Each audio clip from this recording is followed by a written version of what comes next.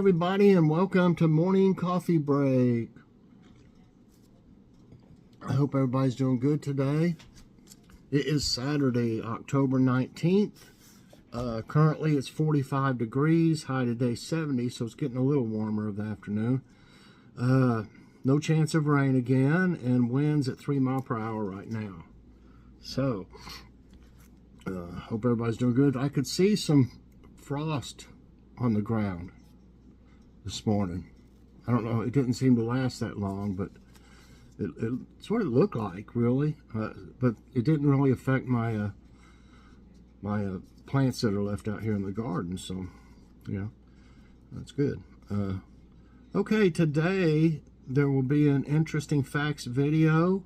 This, I don't know if I've got it exactly right. I got it wrote down what the title is, but it's basically do these 7 things each day, I think, once you hit 50 years old. And even if not, even if you're not 50, I imagine all these would be good for anyone, you know, pretty much. Because really, what is it? Once you get to like 30 or something like that, that's really middle-aged? Isn't that what they say? 30 to 40? I mean, yeah, I hope I lived to at least 80. So at 40, it would have been half, you know, middle-aged. So anyway, something to think about. Good video. I hope you all like it. Tonight, it's not set in stone. We haven't eaten out yet, but I'm gonna get for my birthday, which is November 3rd, I'm gonna use my fetch points and get a gift card to a nice restaurant. That way Joy doesn't have to fix anything, and it'll be something really good. I mean, not that she doesn't fix good stuff, because she does. She makes a great lasagna. And anyway, but she thought that would be good, you know, to be able to eat out somewhere nice. Okay, but tonight I've got a Stouffer's barbecue meatballs, and we thought we would see what it was like. And we've been saying we were going to fix fried okra, and we keep forgetting to, so I've got like 2-gallon bags of cut up okra in the freezer, so we need to start eating on some of it. And I've given Mom at least that much, probably, or more, but they weren't cut up yet. But by the time she cut them up, I guarantee I'd give her that much. And I think we'll have like a Knorr pasta side or something with it. So we'll see how that goes. I know we tried the Swedish meatballs of Stouffer's, and it was really good. We had it over egg noodles. It was really good. So I thought these might be too. Okay, let's see what our jokes look like today, everybody. I had this thing, it went by itself on black screen yesterday. So remember I said it makes my face look real light, you know, but I don't know why it switched back on its own. I didn't press anything to make it do that, so I don't know why it did it, but I like it. And now that I like it, I tried to find how to switch it over to that, and so far I hadn't had any luck, but I'll have to try again later, excuse me. Okay, I said to my boss the other day, I need to leave early, I'm going to be a father. Of course, he replied, take the afternoon off. When I returned to work the next day, my boss came to my desk. Well, how'd it go? Is it a boy or a girl? I don't know. I'll tell you in 9 months.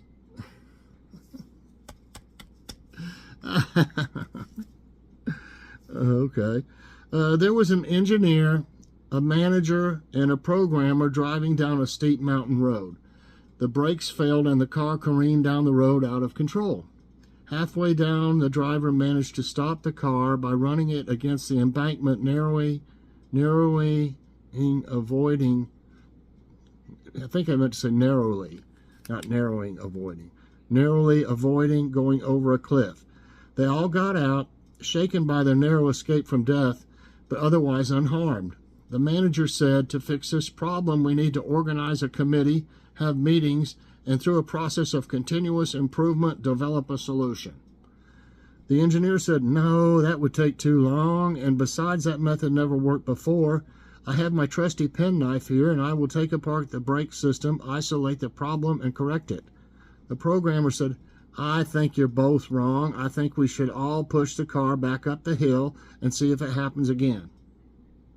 Right. I think I would go more with the, let's see, the engineer, I think. But I wish he had more tools than just a penknife. Okay, and our thought of the day is from Tina Fey.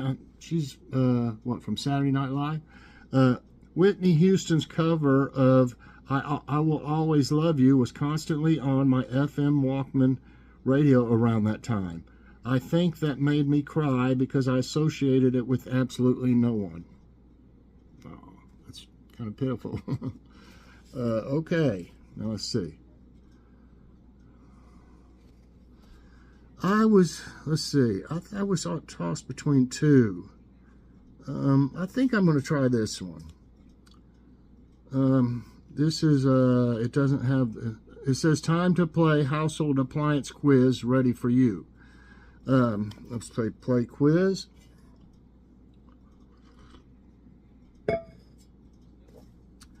Which of these kitchen appliances can interfere with the Wi-Fi signal? Coffee makers, rice cookers, gas stoves, microwave ovens. I don't see how a gas stove would do anything. I think it's microwave ovens. That's right. Microwave ovens use electromagnetic waves of 2.4 gigahertz to heat food. Unfortunately, the older Wi-Fi standards, 802.11 BGN, also use electromagnetic waves at 2.4 gigahertz, but with far weaker transmit power. Although all microwave ovens are well covered, there will be always some degree of leakage of waves. A slight leak is not dangerous to humans, but can cause a 2.4 gigahertz band in the area to become unusable. You know, I think I've been in here before and not had anything happen, but usually when I'm in here, I'm recording though. So I'm not really using the Wi-Fi, I guess, when I record. So I don't know if it's ever bothered anything or not. Next question. Okay. I hope these aren't going to be goofy or on the switch. I'm not going to use this one. It's which home appliance removes contaminants and allergens in the air? It's air purifier, obviously. I mean, come on. That's just common sense. Next question. I'm not using that.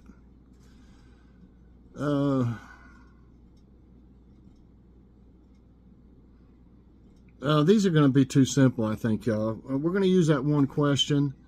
I might come back to this one day. These are two. I can tell right now how it's going to be. Okay, let's try this one. Which one was it I had now? Oops. I pressed something. Okay, let's try this. We'll use that one. Play classic mode. Let's hope this is a little more. It says general, so maybe it's going to have different things. I don't know. What is the only organ that can't be transplanted? Skin, brain, lungs, heart. This isn't, making me feel any better about it so far, but I'm going to go ahead and use this one.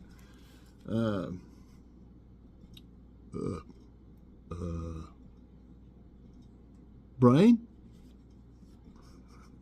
Or as the zombies would say, brains. Brains. Yes, well, we all know that you can't transplant your brain. Which of these mammals cannot swim? Bobcat, gorilla, brown bear, wolf. I've never really, thought about this too much, but I think I know. And I think it's a gorilla unless you taught them to swim, Yeah. It's gorilla. Gorillas are the largest of the great apes, although they're over 10 times stronger than humans. My goodness, they share 98.3% of their DNA with us. Gorillas can't swim naturally and often avoid large bodies of waters. Sometimes they use sticks to measure the depths of rivers and make sure they're safe to wade across. Well, you'd think they could figure out how to, like, doggy paddle or gorilla paddle, maybe. You know, the ones from the Planet of the Apes movies, I think they could learn to, you know, just tell them how to swim. Which item is banned in Hollywood, California during Halloween? Jack-o'-lanterns, plastic skeletons, monster masks, silly string. Well, you know, Hollywood is kind of uppity. So I'm sure they would have a fit if somebody sprayed silly string. You know, I don't think I'd like it all over my yard either, though. You know, it'd be hard to get up. And that's right, silly string. There are basic rules that every kid should follow when they go out trick-or-treating for Halloween. In Hollywood, California, USA, people are not allowed to use silly string between midnight on Halloween to noon the next day. But any other time is okay? Before midnight? Okay. They'll just use it before midnight. I mean, come on. Which word is also the name of a southern French city? Nice, N-I-C-E. Beautiful, pretty, lovely. Okay. I think I know this, but it's not called Nice, it's called Nice. Right. Nice is the 7th most populous urban area in France and the prefecture of the Alps Maritime Department. They should have in here that that's how you pronounce it, because I think that's how, you don't call it Nice, France. It's Nice, I'm pretty sure. The metropolitan area of Nice extends beyond the administrative city limits with a population of nearly 1 million. Okay. According to the Guinness World Records, what mammal has the most names? Cougar, bison, deer, bear. The most names. I mean, how many different things could you call something? Bison is also called buffalo, right? And I think there's other words, actually. I'm going to go with bison. No, it's cougar. Okay, well, I've never heard anything like that, so it got me. The mammal which has the highest number of different names is the puma or cougar. Seems like we had something similar to this one time. I should have remembered. Puma concolor. In the English language alone, it has over 40, including cougar, panther, and mountain lion. Really? I thought they were all different, like a cougar was different than a mountain lion, and a panther was different, like a black panther.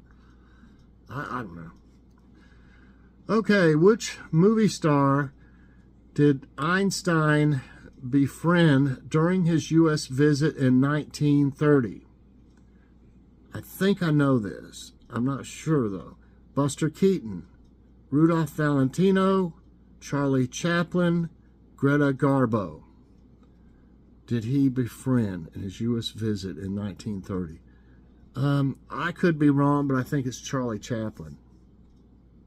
Right. I've heard something about that before. In December 1930, Einstein visited America for the second time, originally intended as a 2-month working visit as a research fellow at the California Institute of Technology. Einstein was a pronounced pacifist. The aversion to war also led Einstein to befriend author Upton Sinclair and film star Charlie Chaplin, both noted for their pacifism. What is Ringo Starr's real first name? John, Philip, Arthur, Richard. I think it's like Richard Starkey or something like that. Yeah. Ringo Starr by name of Sir Richard Starkey, got it right, is a British musician, singer, songwriter, and actor who was a drummer for the Beatles, and goes on about the Beatles a little bit.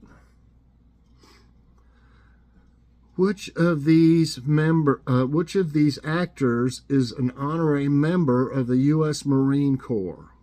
Jack Nicholson, Tom Cruise, Chuck Norris, Steven Seagal. Oh man.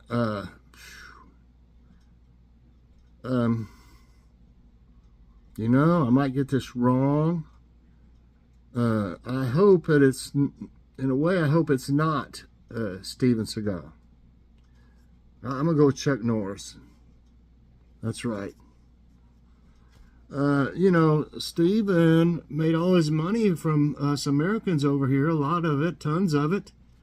And if I'm right, he lives in Russia. I mean, that's what I think. I'm not for sure, but I'm pretty sure. He's like a... I don't even know if he's an American citizen anymore. I think he's a Russian citizen. No, I'm not, like I said, I'm not exactly positive, but I'm pretty sure. So, don't make any more of your American hero movies, Steven. You know? Okay, Chuck Norris. Chuck Norris is an American martial artist and actor, a great guy. He is a black belt in Tang Soo Do, Brazilian Jiu-Jitsu, and Judo. After serving in the United States Air Force, Norris won many martial arts competitions. I used to watch him, and later founded his own discipline, Kung Kuk Do. And he was made honorary United States Marine during a dinner at the Commandant's residence in Washington, D.C. Wow.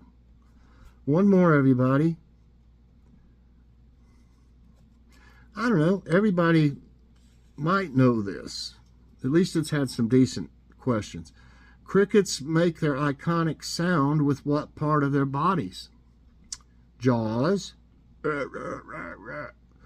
antennae, wings, feet. It's their wings they're rubbing together.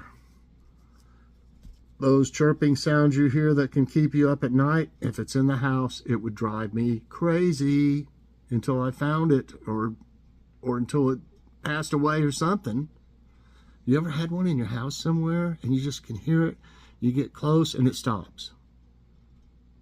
You're like, come on, make a noise, you know. Okay, those chirping sounds you hear that can keep you up at night, oh yeah, if you have a cricket in your house, that's funny, are only made by male crickets. They make the noise by rubbing their wings together. Okay, everybody, I got 9 right today and 1 wrong. That first one, I just didn't, you know, I figured how much more can there be about appliances that doesn't seem, you know, easy, you know? So, I just didn't see any sense in going on. Maybe one day I'll revisit that, but at least I found something that seemed more interesting and, you know, might have been hard for some of y'all. I don't know. Maybe everybody did good. I hope so. But anyway, I still learn things even if I get them right. You know, a lot of times through the description at the bottom or something. But everybody, I hope you enjoyed today's trivia time and morning coffee break. If you did, press that like button. Also subscribe if you haven't already, and share this out. And hit that so you get all my videos as soon as they come out. Everybody, definitely check out my interesting facts video today. Do these 7 things each day, especially after you hit 50. Bye, everybody, and God bless.